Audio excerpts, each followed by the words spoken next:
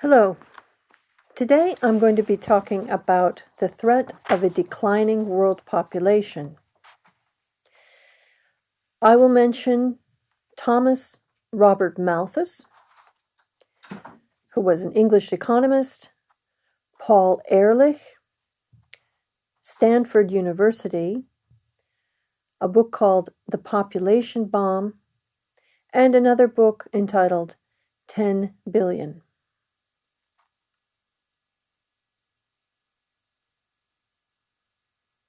And now I'll begin. We've been hearing about the existential threat posed by out-of-control population growth for centuries now. First, of course, there was the English economist Thomas Robert Malthus. In 1798, he predicted that as food production increased, the population would boom.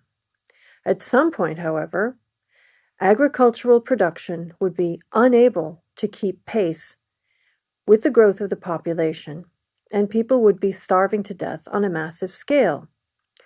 He said that the power of population is infinitely greater than the power of the earth to produce subsistence. Essentially, whenever the food supply increases, he said, the population would rapidly grow to eliminate the abundance. Then, in the 1960s and the 1970s, a real panic set in. Scientists began to warn about the limits to the Earth's resources and the need to protect the natural environment. In 1968, Paul Ehrlich, who was a biologist at Stanford University in the United States, published a book entitled The Population Bomb. He made terrifying predictions that millions of people would starve to death in the 1970s because of overpopulation. The only answer would be a tough population control policy. Demographic experts, along with science fiction writers, were now envisioning a nightmare future. There would be horrendous overcrowding, fighting over scarce resources, and harsh laws imposed to control the birth rate. As we know, however, few of these predictions came true. However, a popular book that was published as recently as 2013 and entitled 10 Billion claims that the human population is still growing and is headed for the 10 billion mark.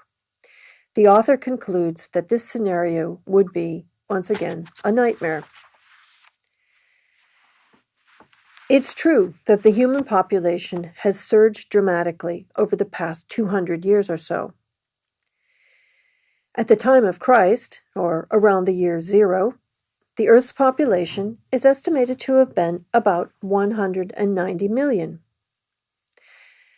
It grew very slowly, so that in the year 1000, it was only about 250 million.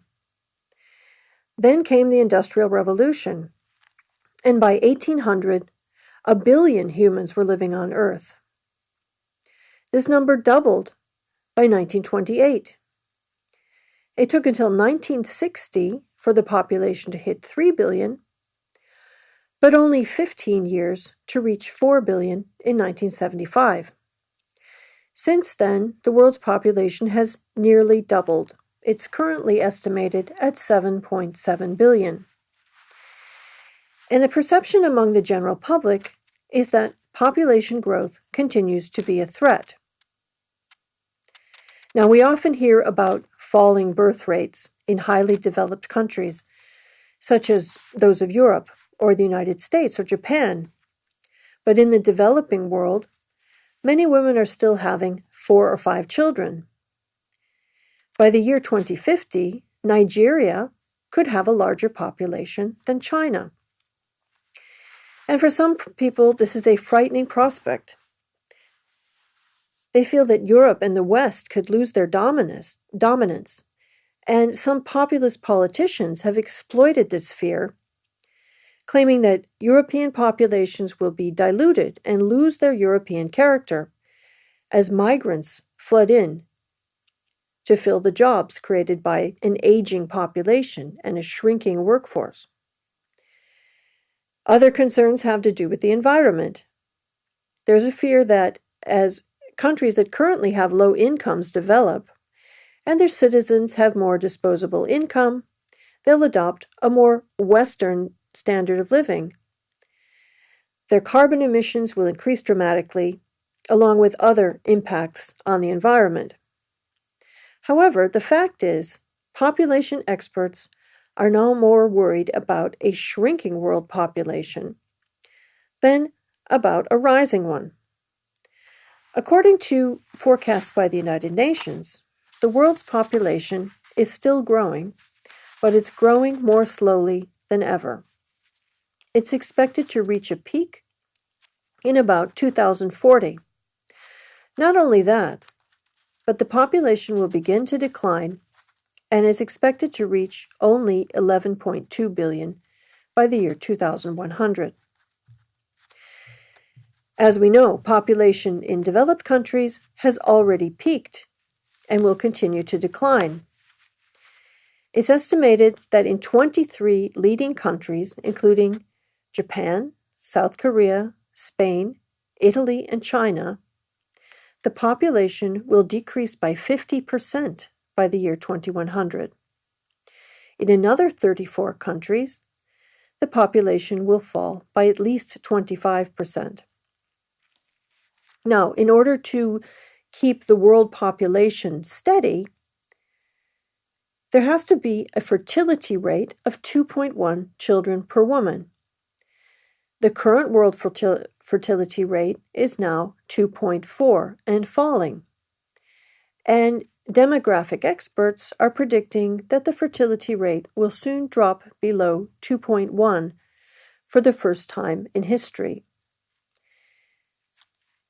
It could plunge to below 1.7 by 2100. Now, why is the birth rate dropping? It seems that declining birth rates go hand in hand with increasing prosperity. Families in poorer countries tend to have more children for several reasons. They may have a tradition of large families.